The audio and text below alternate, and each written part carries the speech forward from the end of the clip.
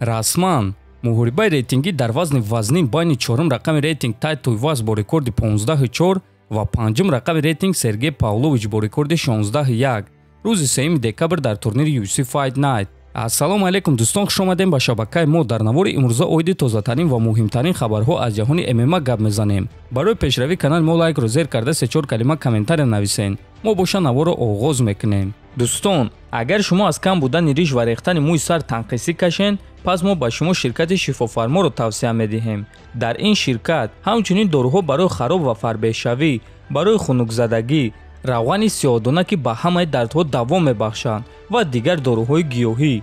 ва аз ҳама муҳим он аст ки доруҳои ин ширкат гиёҳӣ ва оригиналанд. хиди ҳозир ба номерҳои дар рӯи экран буда занг занен ва ҳатман аз номи канали Паҳлавон гап занен. ҳамин гуна шумо ҳам моро дастгирӣ мекунен ва ҳам доруҳои даркории худро дастрас мекунен. топови ҷангвари вазни сабуки UFC Бенил Дариуш оиди ҷангвари эҳтиётӣ шудани Александр Волконовский дар муҳорибаи Ислам Махачев ва Чарлз Оливера фикрҳояшро баён кард. рости гап ман дар ҳайратам. ман намедонам ки кадоме аз онҳо ин гуна бозӣ карда истодааст, Александр Волконовский ё ин ки UFC, чунки ба ман гуфтанд ки ман ҷангвари эҳтиётӣ мешавам. боз як муҳорибаи дигар дар вазни сабук дар ин турнир танҳо ба ҳамин хотир маъно дошт. муҳорибаи моро бо Гамрот ба он хотире ташкил карданд ки агар мабодо Ислам ё ин ки Оливера ба муҳориба баромада натонанд, пас мо бояд ки онҳоро иваз кунем ва барои ҳамин ман ҳозир нафаҳмида истодам ки чӣ гап шуда истодааст. мехостум фаҳмам ки чӣ гапу корҳо шуда истодааст. аммо ба ҳар ҳол ҳадафи асосии ман ин Матеуш Гамротро шикаст додан аст. ман фикр кардам ки ман ҷангвари эҳтиётӣ мешавам, чунки онҳо ба ман ин чизро ваъда дода буданд, гуфтааст Дариуш.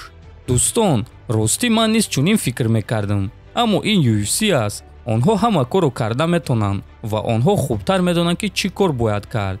ба фикри шахсии шумо дӯстон, ки бисёртар сазовор аст ки ҷангвари эҳтиётӣ шава, Бенил Дариуш ё ин ки Александр Волконовский? метавонед фикротонро дар комментария нависен. ва дӯстон, чӣ хеле ки мебинем ҳозир дар вазни сабуки UFC ҷангварони сахт ва нав бисёранд ба монанди Гамрот, Дариуш, Физиев, Махачев, Царукян ва дигарон. аммо ситораҳо ба монанди Конор, Ҳабиб, Дастин Порье, Тони Фергюсон дар вазни сабук каманд. ахиди Порье, Гейҷи Фергюсон боша, онҳо дар анҷоми карьераҳои худ қарор доранд. ҳозир дар вазни сабук хуни нав, яъне ситораҳои нав ва ҷавон дар коранд ва яке аз онҳо Педи Пимблет аст ва дигаре аз онҳо Нурулло Алиев шуда метавонад. Нурулло ҷавон аст, рекорди бебохт дорад, мухлиси хеле зиёд дорад ва аз ҳама муҳим он аст ки ӯ баъди муҳориба хаб намекунад ва суханҳои даркориро барои пеш рафтан, барои рейтинги худро бардоштан мегӯяд, бо Дана Вайт суҳбат мекунад.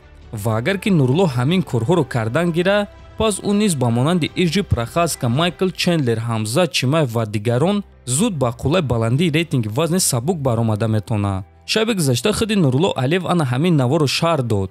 дар ин навор топови ҷангварони вазни сабуки UFC буданд ва навишта шуда буд ки барои вазни сабук шоҳи нав дар кор аст. ва Нурулло ин наворро дар саҳифаи инстаграми худ нашр карда навишт ки баъди як сол 100%. ва дӯстон, чӣ хеле ки мебинем хиди Нурулло боварӣ дорад ки баъди як сол бо ҳамаи ин ҷангварони топи вазни сабук муҳориба мегзаронад ва бояд гуфт ки ӯ чунин имкониятро дорад. агар ки зуд баромад кардан гирад, мо боша ба ӯ танҳо муваффақият орзумандем.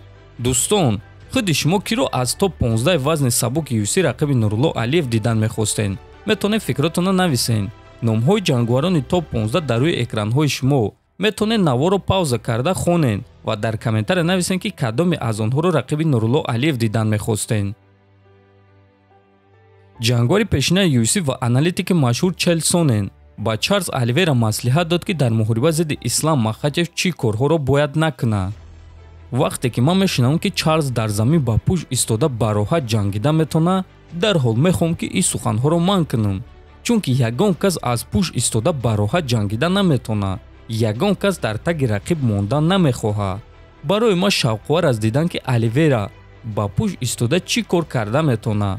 агар ки ӯ ният дошта боша ки ба пӯш истода бо тариқи усул ғолиб шуда метавонад, пас ман ба ӯ гуфтанем ки ӯ дар ин муҳориба чунин ғалаба ба даст оварда наметавонад. ман медонам ки ҳатто хиди Чарлз Оливера гуфта буд ки муҳорибаро дар замин ба пӯш истода оғоз мекунад, аммо ин нақшаи хеле бад аст барои ӯ, чунки дар чунин ҳолат ҳар як сонияи муҳорибаро бой медиҳад, гуфтааст Сонен. ва дӯстон, дар ҳақиқат Чарлз Оливера дар замин хеле хатарнок аст, аммо аз пуч истода исламро бо тариқи усул шикаст додан кори осон нест. барои ҳамин дар ин ҷо ман бо суханҳои Сонен розӣ мешавам. шумо бошад дӯстон фикротона дар комментария нависед. ҳатман дар канали мо обуна шавед то боздид хонободу сарбаланд бошед.